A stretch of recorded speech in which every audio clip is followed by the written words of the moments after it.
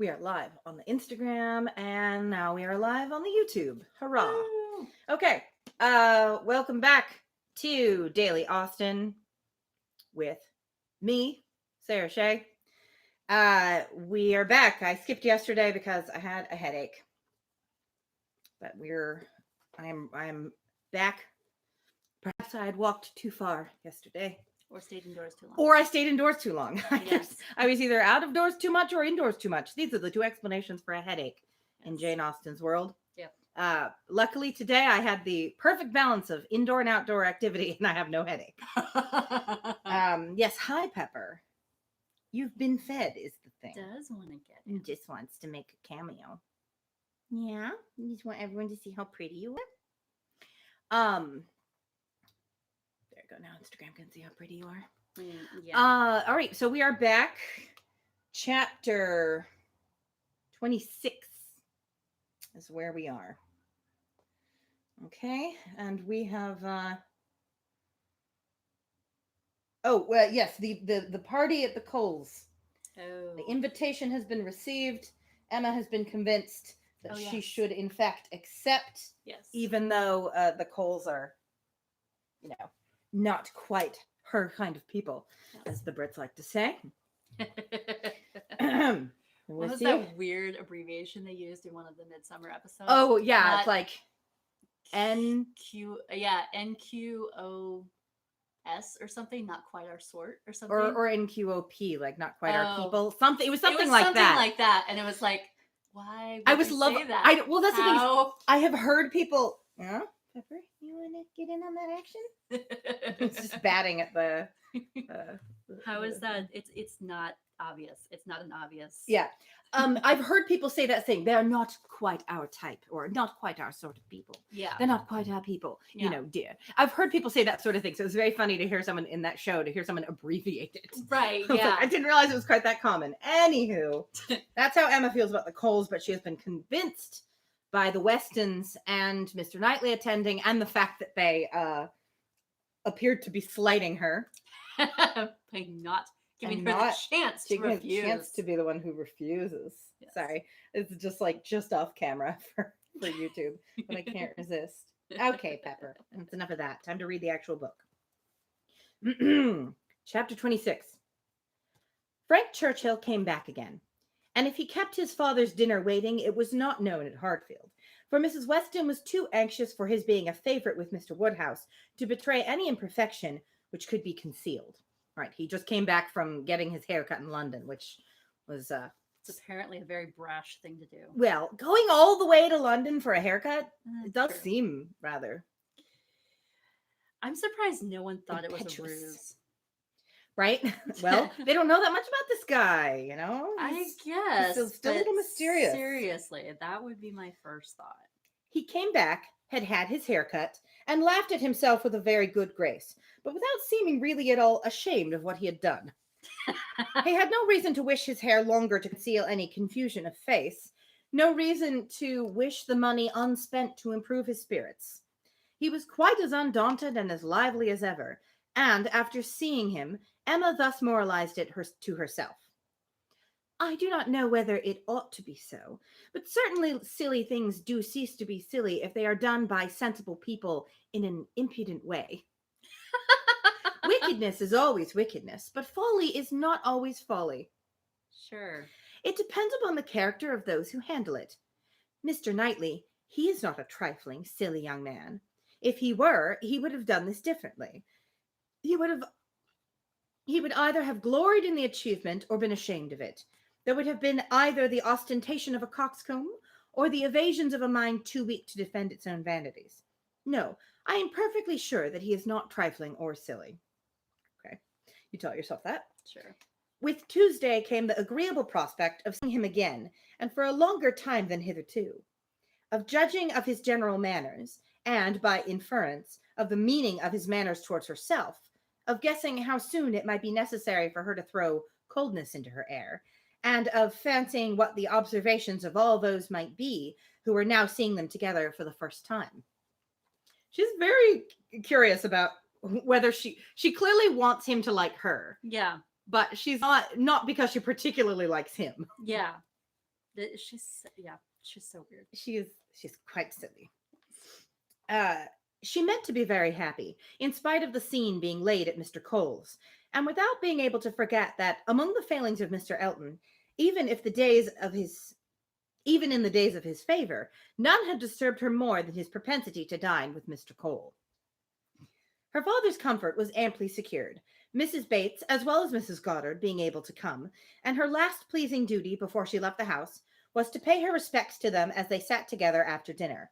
And while her father was fondly noticing the beauty of her dress, to make the two ladies all the amends in her power, by helping them to large slices of cake and full glasses of wine, for whatever unwilling self-denial his care of their constitution might have obliged them to practice during the meal. See, every now and then she's quite sensible and thoughtful. Yeah. She had provided a plentiful dinner for them. She wished she could know that they had been allowed to eat it.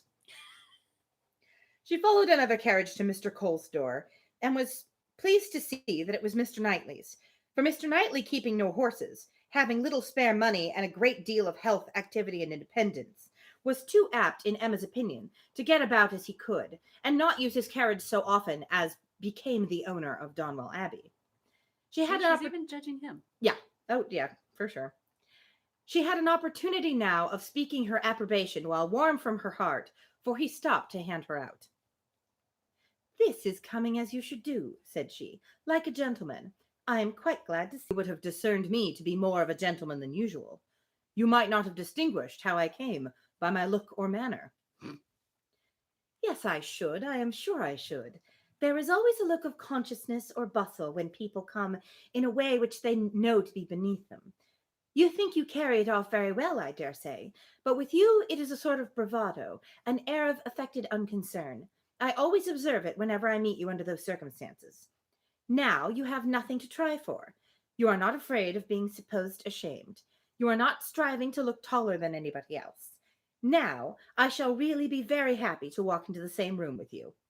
Jeez. "Nonsensical girl," was his reply, but not at all in anger. Emma had as much reason to be satisfied with the rest of the party as with Mr. Knightley. She was received with a cordial respect which could not but please, and given all the consequence she could wish for. When the Westons arrived, the kindest looks of love and strongest of admiration were for her, from both husband and wife. The son approached her with a cheerful eagerness which marked her as his peculiar object, and at dinner she found him seated by her, and as she firmly believed, not without some dexterity on his side. Oh, hello, Michelle. I'm sorry that the YouTube alert was a little bit late. Maybe I'll start these early in the future. That's what I should do. It usually takes a minute for people to show up. Yeah. Maybe start the stream early and like before I'm actually ready, while I'm still, tidying my hairs, getting my water bottle refilled. Give people a minute to get the notification from YouTube. That's an idea. Not a bad plan. Hi, Esty. I'm glad you're both here. I'm glad you've come back, Jane. You didn't. I'm glad you're come, Esty. I'm glad you're come back, Michelle. Thank you, Michelle. If you guys missed the beginning of this chapter a little bit, it's just that Frank Churchill came back from London with his haircut, and Emma spent a lot of energy convincing herself that his behavior was not actually silly after all. Yes. And now they are the party at Mr. and Mrs. Cole's. Emma had as much reason. Oh, wait, no, I read that part already. The party was rather large, as it included one other family, a proper, unobjectionable country family, whom the Coles had the advantage of naming among their acquaintance, and the male part of Mr. Cox's family, the lawyer of Highbury. The male part of Mr. Cox's family. I don't know what that means. Yeah. The less worthy females were to come in the evening with Miss Bates, Miss Fairfax, and Miss Smith, but already at dinner they were too numerous for any subject of conversation to be general, and while politics and Mr. Elton were talked over, Emma could fairly surrender all her attention to the pleasantness of her neighbor. The first remote sound to which she felt herself obliged to attend was the name of Jane Fairfax. Mrs. Cole seemed to be relating something of her that was expected to be very interesting. She listened, and found it well worth listening to. That very dear part of Emma, her fancy, received an amusing supply. Mrs. Cole was telling that she had been calling on Miss Bates, and as soon as she entered the room, had been struck by the sight of a pianoforte, a very elegant looking instrument, not a grand, but a large sized square pianoforte. And the substance of the story, the end of all the dialogue which ensued of surprise and inquiry and congratulations on her side, and explanations on Miss Bates's, was that this pianoforte had arrived from Broadwoods the day before, to the great astonishment of both aunt and niece, entirely unexpected, that, at first, by Miss Bates's account, Jane herself was quite at a loss, quite bewildered to think who could possibly have ordered it. Indeed. I was just about to say that. But now they were both perfectly satisfied that it could be from only one quarter. Of course, it must be from Colonel Campbell. One can suppose nothing else, added Mrs. Cole, and I was only surprised that there could ever have been a doubt. But Jane, it seems, had a letter from them very lately, and not a word was said about it. She knows their way is best, but I should not consider their silence as any reason for their not meaning to make the present. They might choose to surprise her. Such a present had been made.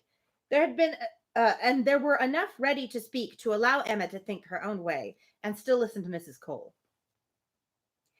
I declare, I do not know when I have heard anything that has given me more satisfaction.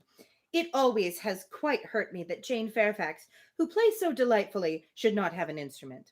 It seemed quite a shame, especially considering how many houses there are where fine instruments are absolutely thrown away. This is like giving ourselves a slap, to be sure, and it was but yesterday I was telling Mr. Cole I really was ashamed to look at our new grand pianoforte in the drawing-room. Well, I do not know one note from another, and our little girls, who are but just beginning, perhaps may never make anything of it. And there is poor Jane Fairfax, who is mistress of music, has not anything of the nature of an instrument, not even the pitifullest old spinet in the world, to amuse herself with. I was saying this to Mr. Cole but yesterday, and he quite agreed with me. Only he is so particularly fond of music that he could not help indulging himself in the purchase, hoping that some of our good neighbors might be so obliging occasionally to put it to a better use than we can, and that really is the thing. Miss Woodhouse made the proper acquiescence, and finding that nothing more was to be entrapped from any communication of Mrs. Cole's, turned to Frank Churchill. "Why do you smile?" said she. "Nay, why do you?" "Me? I suppose I smile for pleasure that Colonel Campbell's being so rich and so liberal. It is a handsome present." "Very." "I rather wonder that it was never made before." "Perhaps Miss Fairfax has never been staying here so long before." "Or that he did not give her the use of their own instrument, which now must be shut up in which must now be shut up in London, untouched by anybody." "That is a grand pianoforte, and he might think it too large for Mrs. Bates's house." "You may say what you choose, but your countenance testifies that your thoughts on this subject are very much like mine." "I do not know. I rather believe you are giving me more credit for acuteness than I deserve. I smile because you smile, and shall probably suspect whatever I find you suspect. But at present I do not see what there is to question. If Colonel Campbell is not the person, who can be?" "What do you say to Mrs. Dixon?" "Mrs. Dixon? Well, very true indeed. I had not thought of Mrs. Dixon. She must know, as well as her father, how acceptable an instrument would be, and perhaps the mode of it, the mystery, the surprise, is more like a young woman's scheme than an elderly man's. It is Mrs. Dixon, I dare say. I told you your suspicions would guide mine." "If so, you must extend your suspicions, and comprehend Mr. Dixon in them." "Mr. Dixon? Very well. Yes, I immediately perceived that it must be the joint present of Mr. and Mrs. Dixon. We were speaking the other day, you know, of his being so warm an admirer of her performance." "Yes, and what you told me on that head confirmed an idea which I had entertained before. I do not mean to reflect upon the good intentions of either Mr. Dixon or Miss Fairfax, but I cannot help suspecting either that, after making his proposals to her friend, he had the misfortune to fall in love with her, or that he became conscious of a little attachment on her side. One might guess 20 things about guessing exactly the right thing. One might guess 20 things without guessing exactly the right. But I am sure there must be a particular cause for her choosing to come to Highbury instead of going with the Campbells to Ireland." Here, she must be leading a life of privation and penance. There, it would have been all enjoyment. As to the pretense of trying her native air, I look upon that as a mere excuse. In the summer it might have passed, but what can anybody's native air do for them in the months of January, February, and March? Good fires and carriages will be much more to the purpose in most cases of delicate health, and I dare say in hers. I do not require you to adopt all my suspicions, though you make so noble a profession of doing it, and I honestly tell you what they are. And upon my word, they have an air of great probability. Though Mr. Dixon's preference of her music to her friends, I can answer for being very decided. And then he saved her life. Did you hear of that? A water party, and by some accident she was falling overboard. He caught her. He did. I was there, one of the party. Were you really? Well, but you observed nothing, of course, for it seems to be a new idea to you. If I had been there, I think I should have made some discoveries. I dare say you would. But I, simple I, saw nothing but the fact that Miss Fairfax was nearly dashed from the vessel, and that Mr. Dixon caught her. It was the work of a moment. And though the consequent shock and alarm were very great, and much more durable, indeed, I believe it was half an hour before any of us were comfortable again, yet that was too general a sensation for anything of peculiar anxiety to be observable. I do not mean to say, however, that you might not have made discoveries. Because Emma will make discoveries where she wants. She will make discoveries whether there are discoveries to make or not. Yes. The conversation was here interrupted. They were called on to share in the awkwardness of a rather long interval between the courses, and obliged to be as formal and as orderly as the others. But when the table was again safely covered, when every corner dish was placed exactly right, and occupation and ease were generally restored, Emma said, "The arrival of this pianoforte is decisive with me. I wanted to know a little more, and this tells me quite enough. Depend upon it, we shall soon hear that it is a present from Mr. and Mrs. Dixon. And if the Dixons should absolutely deny all knowledge of it, we must conclude it to come from the Campbells." "No, I am sure it is not from the Campbells. Miss Fairfax knows it is not from the Campbells, or they would have been guessed at first. She would not have been puzzled had she dare fixed on them. I may not have convinced you, perhaps, but I am perfectly convinced myself that Mr. Dixon is a principal in the business." "Indeed, you injure me if you supposed me unconvinced. Your reasonings carry my judgment along with them entirely. At first, when I supposed you satisfied with Colonel Campbell that Colonel Campbell was the giver, I saw it only as a paternal kindness, and thought it the most natural thing in the world. But when you mentioned Mrs. Dixon, I felt how much more probable that it should be the tribute of warm female friendship. And now I can see it in no other light than as an offering of love." That, at least, is true enough. Yes. There was no occasion to press the matter further. The conviction seemed real. He looked as if he felt it. She said no more. Other subjects took their turn, and the rest of the dinner passed away. The dessert succeeded, the children came in, and were talked to and admired amid the usual rate of conversation. A few clever things said, a few downright silly, but by much the larger proportion neither the one nor the other. Nothing worse than everyday remarks, dull repetition, old news, and heavy jokes. Ugh, I cannot abide a heavy joke. The ladies had not been long in the drawing room before the other ladies, in their different divisions, arrived. Emma watched the entree of her own particular little friend. Do you know why it would be that some of the women would come after dinner or supper? I don't. I don't know that there's any particular etiquette. She says it doesn't something. say anything about there being a reason that they were delayed. Well, but it's kind of implied, because she says the less worthy females were to come in the evening with Miss Bates, Miss Fairfax, and Miss Smith. Like, it implies that they're like lower society. Yeah, it seems like it's implying that they're coming later because they're not like worthy of being included in the earlier invitation. I guess, But but if they're all part of the same family, that seems kind of weird. Aren't they all part of the same family? Because it said the males, or did it say party instead of family? I don't remember. It just said the less worthy females with Miss Bates, Miss Fairfax, and Miss Smith. But before that, when it was talking about the male part of the... Oh, I don't know. whatever. It's- Oh, yeah. And the male part of Mr. Cox's family, the layer of Highbury. yeah. Huh.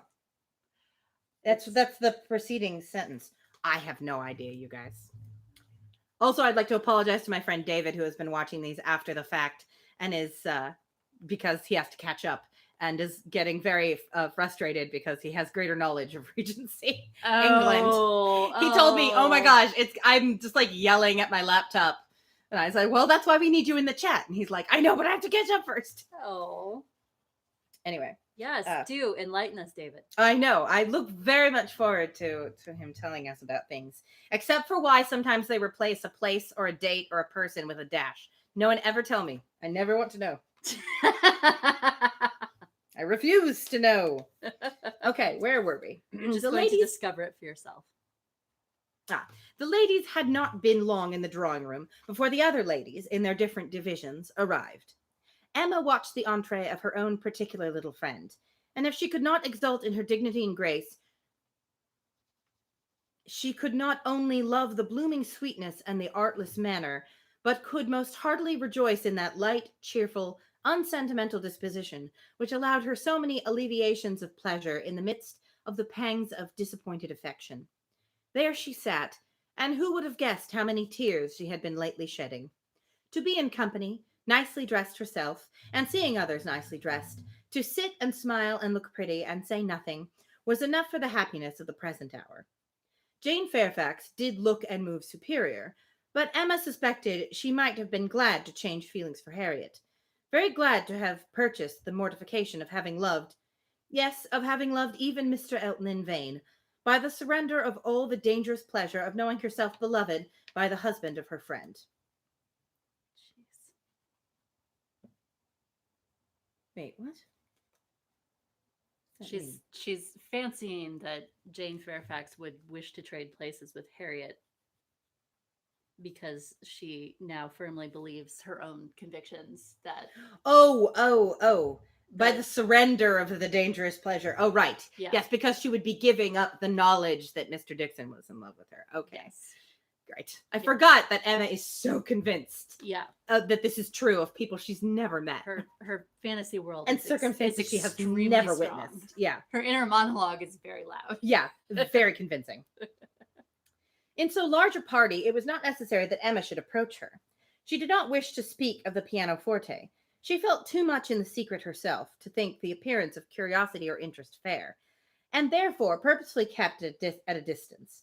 But by the others, the subject was almost immediately introduced, and she saw the blush of consciousness with which congratulations were received, the blush of guilt which accompanied the name of my excellent friend, Colonel Campbell. Mrs. Weston, kind-hearted and musical, was particularly interested by the circumstance, and Emma could not help being amused at her perseverance in dwelling on the subject, and having so much to ask and to say as to tone, touch, and pedal, totally unsuspicious of that wish of saying as little about it as possible, which she plainly read in the fair heroine's countenance. They were soon joined by some of the gentlemen, and the very first of the early was Frank Churchill. In he walked, the first and the handsomest, and after paying his compliments en passant, I don't know what that means, to Miss Bates and her niece, made his way directly to the opposite side of the circle, where sat Miss Woodhouse, and till he could find a seat by her, would not sit at all. Emma divined what everybody present must be thinking. She was his object, and everybody must perceive it. She introduced him to her friend Miss Smith, and at convenient moments afterwards heard what each thought of the other. He had never seen so lovely a face, and was delighted with her naivete. And she, only to be sure it was paying him too great a compliment, but she did think there were some looks a little like Mr. Elton. Emma restrained her indignation and only turned from her in silence. Jeez. Smiles of intelligence passed between her and the gentleman on first glancing towards Miss Fairfax, but it was most prudent to avoid speech. He told her that he had been impatient to leave the dining room, hated sitting long, was always the first to move when he could, that his father, Mr. Knightley, Mr. Cox, and Mr. Cole were left very busy over parish business, that as long as he had stayed, however, It had been pleasant enough, as he found them in general a set of gentlemanlike, sensible men, and spoke so handsomely of Highbury altogether, though it thought it so abundant in agreeable families, that Emma began to feel she had been used to despise the place very much. Rather too much. Could you close the blinds? She questioned him as to the society of Yorkshire, the extent of the neighbourhood about Enscombe and the sort, and could make out from his answers that, as far as Enscombe was concerned, there was very little going on, and their visitings were among a range of great families, none very near, and that even when days were fixed and invitations accepted, there was an even chance that Mrs. Churchill were not in the health or spirits for going, that they made a point of visiting no fresh person, and that, though he had his separate engagements, it was not without difficulty, without considerable address at times, that he could get away or introduce an acquaintance for a night. She saw that Enscombe could not satisfy, and that Highbury, taken at its best, might reasonably please a young man who had more retirement at home than he liked. His importance at Enscombe was very evident. He did not boast, but it naturally betrayed itself that he had persuaded his aunt where his uncle could do nothing, and on her laughing and noticing it, he owned that he believed, excepting one or two points, that he could, with time, persuade her to anything. One of those points on which his influence failed, he then mentioned. He had wanted very much to go abroad, had been very eager indeed to be allowed to travel, but she would not hear of it. This had happened the year before. Now, he said, he was beginning to have no longer the same wish. The unpersuadable point, which he did not mention, Emma guessed to be good behavior to his father. I have made a most wretched discovery, said he, after a short pause. I have been here a week tomorrow, half my time. I hardly knew days fly so fast. A week tomorrow, and I have hardly begun to enjoy myself. But just got acquainted with Mrs. Weston and others. I hate the recollection. Perhaps you may now begin to regret that you spent one whole day out of so few in having your hair cut.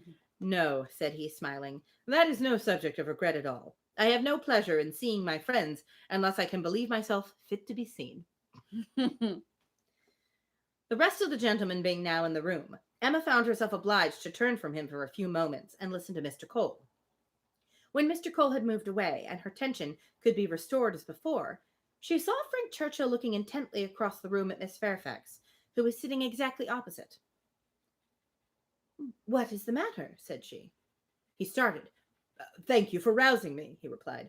I believe I have been very rude, but really Miss Fairfax has done her hair in so very odd a way, that I cannot keep my eyes from her. I never saw anything so outré. Those curls! This must be a fancy of her own. I see nobody else looking like her. I must go and ask her whether it is an Irish fashion. Shall I?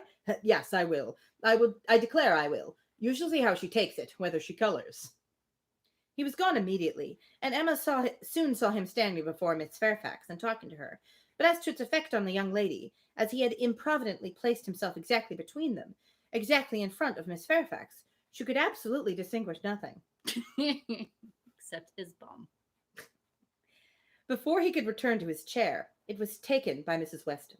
Now, on that point, I did watch a video that purported to be judging whether the costumes in the new film of Emma were accurate.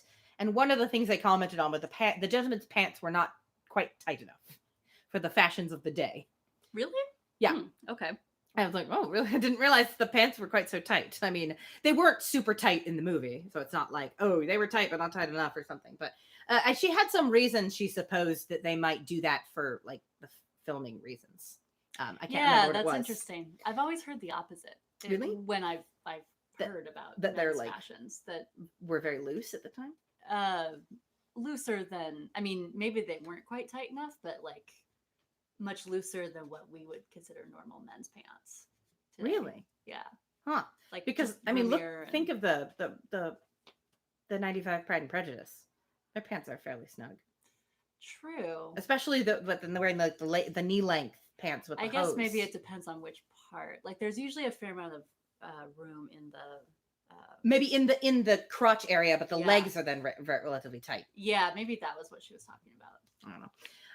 Just Certainly, saying. if you're going to be riding a horse, you don't want something that's going to split whenever you like throw Right. your leg over. That is a good point. So I have to assume that was part of the.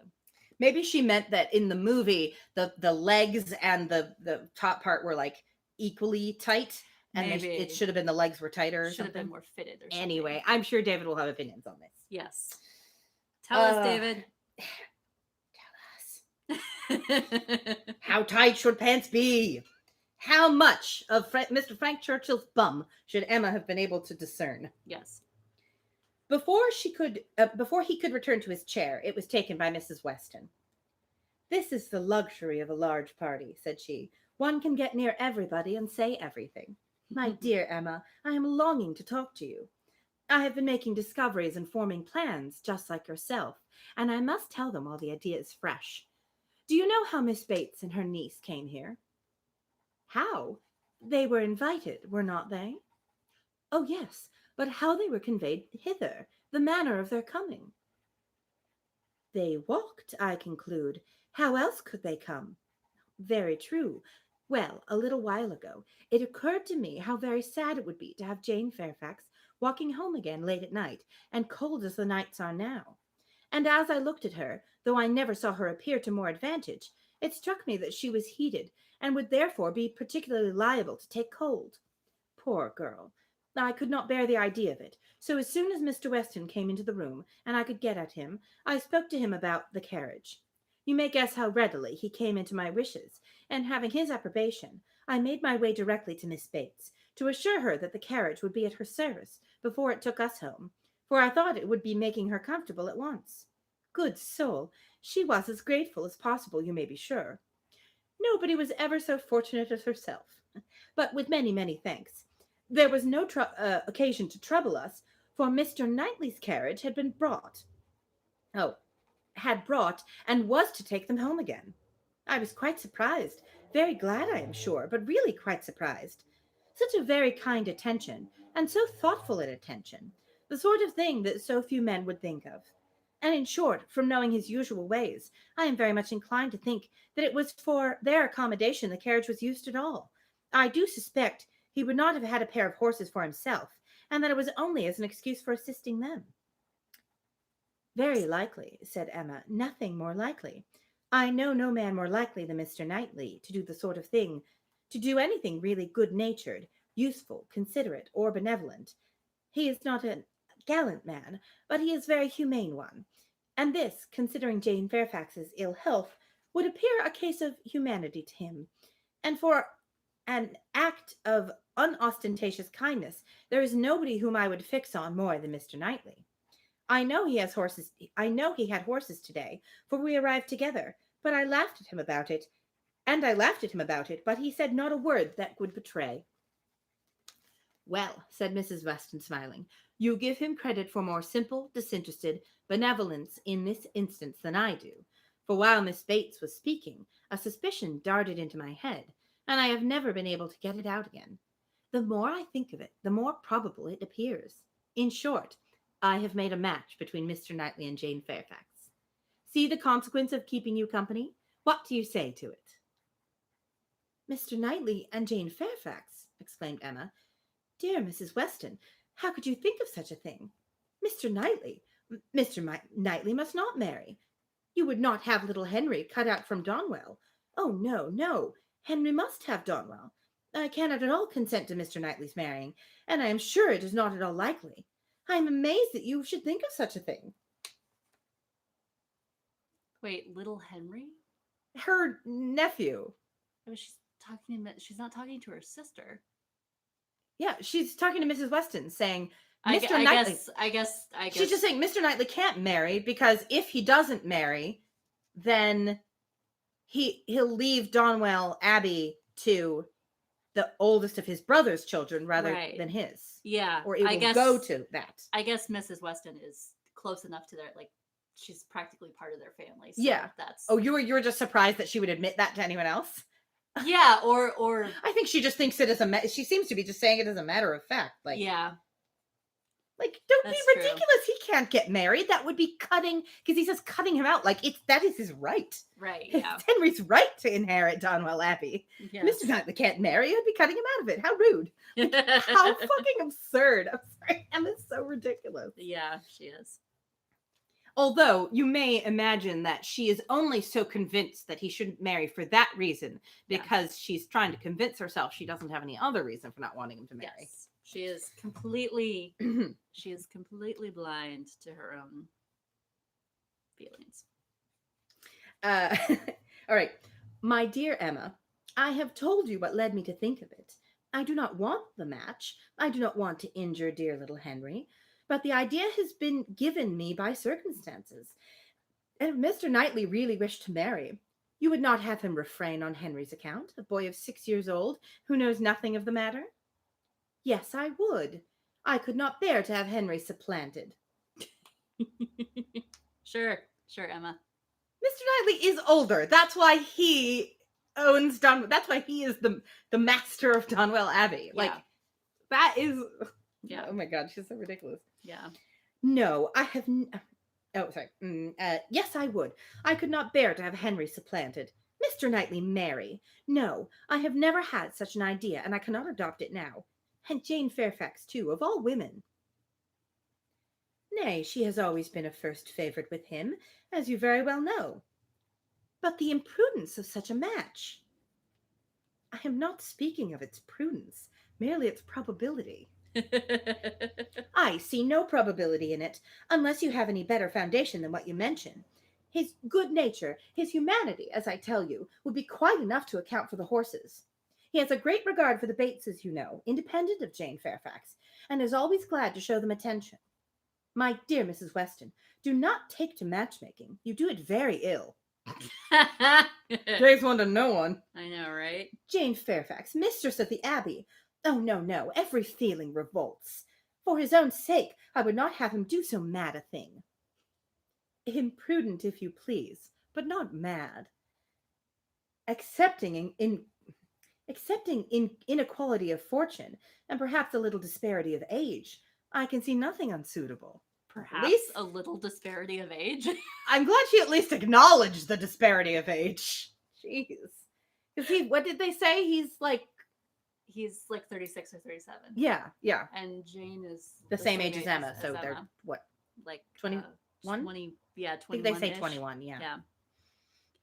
I mean, I guess she's calling it a little disparity because at this time it was normal for Yeah, a man yeah, to marry a fair bit younger. Yeah. But still, that's yeah. Like I feel like it's over 10 years. Like that feels like more than a little disparity. Well, yeah. I mean, I don't know what the actual disparity was like, and I know David has opinions about it, but oh, has he shared his opinions? He mentioned that the average age of like age differences in Regency England and in marriages was one of the topics he wanted to talk about, but I didn't. I should have just asked him, like, no, tell me, because I'm really curious about that. Yeah, that I do want to know about. Yeah, definitely. You may comment on the video whenever you get to this point, David. Let me know, please. Then I'll have to go read the video comments. Yeah, I will let you know when I get the notification. Okay. I'll keep you informed. Don't worry.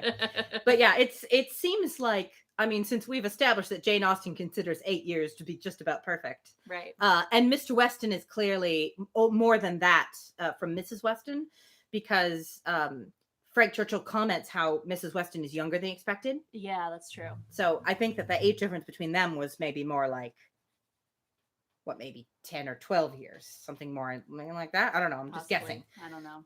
But I guess we could really do the math if we really wanted to and try to figure out. We don't know how old Mrs. Weston is, but if was kind of governess to Emma when she became governess to Emma when Emma was 12, I think. Now I might be misremembering that. They said she lived at we could figure it out if we wanted to collect the numbers and do the math. They said she lived at Hartfield for 16 years. 16 years. Oh, okay. And she must have been at least 20 or not at least 20. She must have been at least, let's say, 17 at the absolute youngest when she came there. Yeah. So 30 something. Yeah. Anyway, and we know that Mr. Weston, well, I'm not going to do the math. Yeah. It's yeah. We have all the evidence if we wanted to put it together. But... He's old enough to have a child who is the same age as Emma. So yeah. At the very least. Or yeah, I think Frank Churchill's like 24. Oh, that's true. 25. Yeah, He's a little bit older. Yeah. Well, maybe a little older than that. Maybe 26. Anyway. I think they did say that he was about 26 or so. But Mr. Knightley does not want to marry. I am sure he has not the least idea of it. Do not put it into his head. Why should he marry? He is as happy as possible by himself, with his farm and his sheep and his library and all the parish to manage, and he's extremely fond of his brother's children. He has no occasion to marry, either to fill up his time or his heart. My dear Emma, as long as he thinks so, it is so. But if he really loves Jane Fairfax... Nonsense. He does not care about Jane Fairfax. In the way of love, I am sure he does not. He would do any good to her or her family, but... Well, said Mrs. Weston, laughing, perhaps the greatest good he could do them would be to give Jane such a respectable home. It would be very good to her, I am sure. If it would be good to her, I am sure it would be evil to himself. A very shameful and degrading connection. How would he bear to have Miss Bates belonging to him? To have her haunting the Abbey and thanking him all day long for his great kindness in marrying Jane. So very kind and obliging, but he always had been such a very kind neighbor. And then fly off, through half a sentence, to her mother's old petticoat. Not that it was such a very old petticoat either, for still it would last a great while, and indeed she must thankfully say that their petticoats were all very strong. For shame, Emma, do not mimic her. You divert me against my conscience. And upon my word, I do not think Mr. Knightley would be much disturbed by Miss Bates. Little things do not irritate him. She might talk on, and if he wanted to say anything himself, he would only talk louder and drown her voice. But the question is not whether it would be a bad connection for him, but whether he wishes it. And I think he does. I have heard him speak, and so must you, so very highly of Jane Fairfax. The interest he takes in her, his anxiety about her health, his concern that she should have no happier prospect. I have heard him express himself so warmly on those points. Such an admirer of her performance on the pianoforte and of her voice. I have heard him say he could listen to her forever. Oh, and I had almost forgotten one idea that occurred to me. This pianoforte that had been sent her by somebody, though we have all been so well satisfied to consider it a present from the Campbells. May it not be from Mr. Knightley? I cannot help suspecting him. I think he is just the person to do it, even without being in love. Then it can be no argument to prove that he is in love. But I do not think it is at all a likely thing for him to do. Mr. Knightley does nothing mysteriously. I have heard him lamenting her having no instrument repeatedly, oftener than I should suppose such a circumstance would, in the common course of things, occur to him. Very well, and if he had intended to give her one, he would have told her so. There might be scruples of delicacy, my dear Emma. I have a very strong notion that it comes from him. I am sure he was particularly silent when Mrs. Cole told us of it at dinner. You take up an idea, Mrs. Weston, and run away with it. Again. And do you not? Takes one to know one. As you have many a time reproached me with doing. Rightly so. I see no sign of attachment. I believe nothing of the pianoforte, and proof only shall convince me that Mr. Knightley has any thought of marrying Jane Fairfax. They combated the point some time longer in the same way, Emma rather gaining ground over the mind of her friend, for Mrs. Weston was the most used to the two to yield, till a little bustle in the room showed them that tea was over, and the instrument in preparation. And at the same moment, Mr. Cole approached to entreat Miss Woodhouse would do them the honor of trying it. Frank Churchill, of whom, in the eagerness of her conversation with Mrs. Weston, she had been seeing nothing, except that he had found a seat by Miss Fairfax, followed Mr. Cole to add his very pressing entreaties, and as in every respect it suited Emma best to lead, she gave a very proper compliance. I just want to give you guys a little more better pepper angle. Look at that face. Yeah. Look at that face. So cute. Yes, you are just the most precious baby. How could you resist giving that face everything it wants? I know. Would you like a pianoforte, Pepper? I mean, I do have a toy piano. It's just his size. That's true. It is. You could play it if you wanted to. I am sure you could do anything you put your mind to. Yes. All right. That's enough kitty time. Well, I guess he can stay in the frame as long as he likes, which is apparently just till now. Yes. Where was I? She knew the limitations of her own powers too well to attempt more than she could perform with credit. She wanted neither taste nor spirit in the little things which are generally acceptable and could accompany her own voice well. One accompaniment to her song took her agreeably by surprise. A second, slightly but correctly taken by Frank Churchill. Her pardon was duly begged at the close of the song, and everything usual followed. He was accused of having a delightful voice and a perfect knowledge of music, which was properly denied, and that he knew nothing of the matter and had no voice at all, roundly asserted. They sang together once more, and Emma would then resign her place to Miss Fairfax, whose performance, both vocal and instrumental, she never could attempt to conceal from herself, was infinitely superior to her own. With mixed feelings, she seated herself at a little distance from the numbers round the instrument to listen. Frank Churchill sang again. They had sung together once or twice, it appeared, at Weymouth. But the sight of Mr. Knightley among the most attentive soon drew away half Emma's mind, and she fell into a train of thinking on the subject of Mrs. Weston's suspicions, to which the sweet sounds of the united voices gave only momentary interruptions. Her objections to Mr. Knightley's marrying did not in the least subside. She could see nothing but evil in it. It would be a great disappointment to Mr. John Knightley, consequently to Isabella, a real injury to the children, a most mortifying change, a material loss to them all, a very great deduction from her father's daily comfort, and as to herself, she could not at all endure the idea of Jane Fairfax at Donwell Abbey, a Mrs. Knightley for them all to give way to. No, Mr. Knightley must never marry. Little Henry must remain the heir of Donwell. Oh, Emma. I love that one of her objections is that he would not be able to visit with her father. Yeah. Which is ridiculous. Yeah. And but she doesn't mention anything about herself. I also like how she's concerned for all the children, but it's only Henry who's going to inherit, unless this estate is not entailed or something.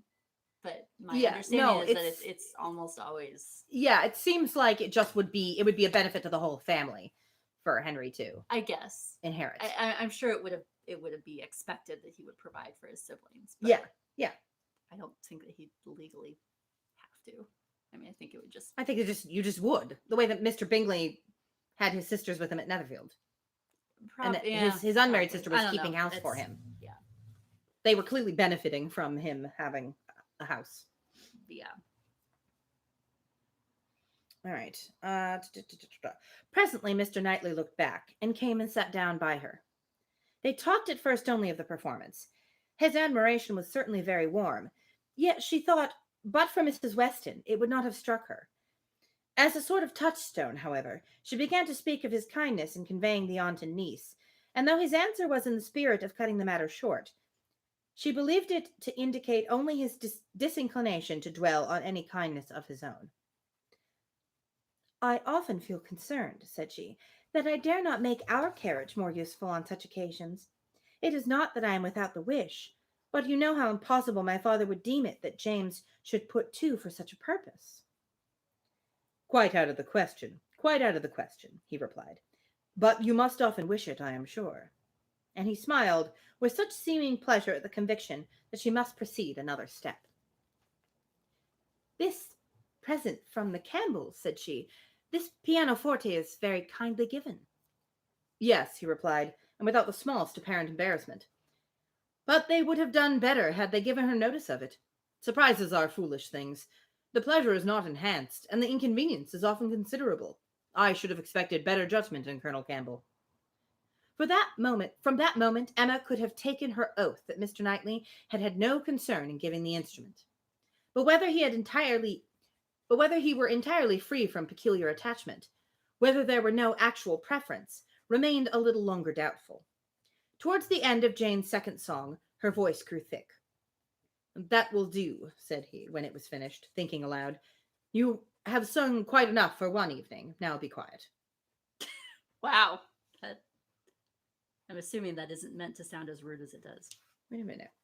Oh, he's just thinking aloud from his seat beside Emma, I guess, is supposed to be. He's not saying it directly to Jane Fairfax. Okay. I guess. Another song, however, was soon begged for. One more. They would not fatigue Miss Fairfax on any account, but would only ask for one more. And Frank Churchill was heard to say, I think you could manage this without effort. The first part is so very trifling. The strength of the song falls on the second. Mr. Knightley grew angry. That fellow, said he indignantly, thinks of nothing but showing off his own voice. This must not be. And touching Miss Bates, who at that moment passed near... And touching Miss Bates, who at that moment passed near. Miss Bates, are you mad to go let your niece sing herself hoarse in this manner? Go and interfere. They have no mercy on her. Miss Bates, in her real anxiety for Jane, could hardly stay even to be grateful before she stepped forward and put an end to all further singing. Here ceased the concert part of the evening, for Miss Woodhouse and Miss Fairfax were the only young lady performers. But soon, within 5 minutes, the proposal of dancing, originating nobody exactly knew where, was so effectually promoted by Mr. and Mrs. Cole that everything was rapidly cleared away to give proper space. Mrs. Weston, capital in her country dances, was seated and beginning an irresistible waltz, and Frank Churchill, coming up with the most becoming gallantry, had secured her hand and led her up to the top. And here we have an illustration of Miss Frank Churchill securing Emma's hand. It's a weird illustration because she's like looking back at the chair, at the couch for some reason. Maybe she's it looks like she's gathering her skirt or something. Yeah, it just seems very odd that they would choose to draw it that way. Yeah.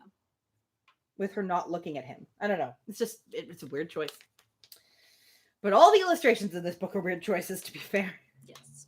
Yes, they are.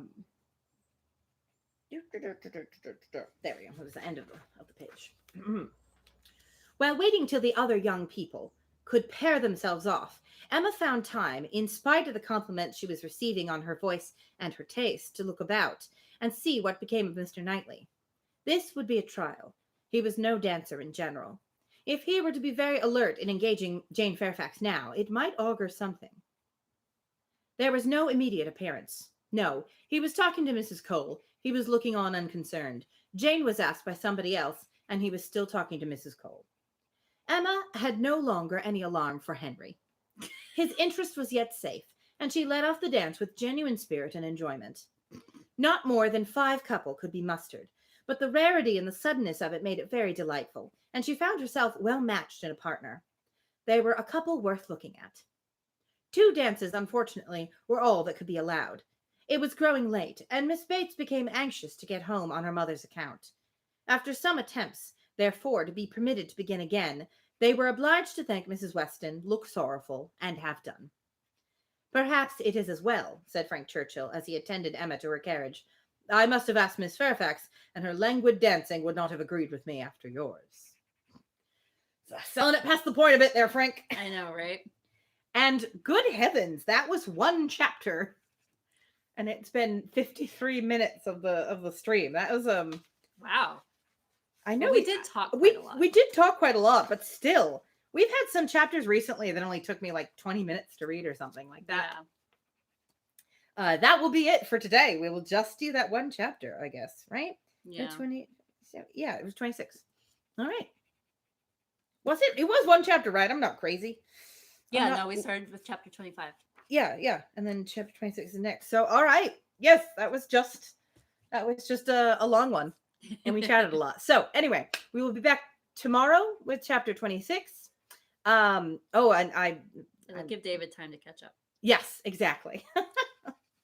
All right. So I will hopefully see you all tomorrow. I'm gonna go watch Deep Space Nine with my siblings. Nice. Virtually speaking, with them virtually. Okay. Bye.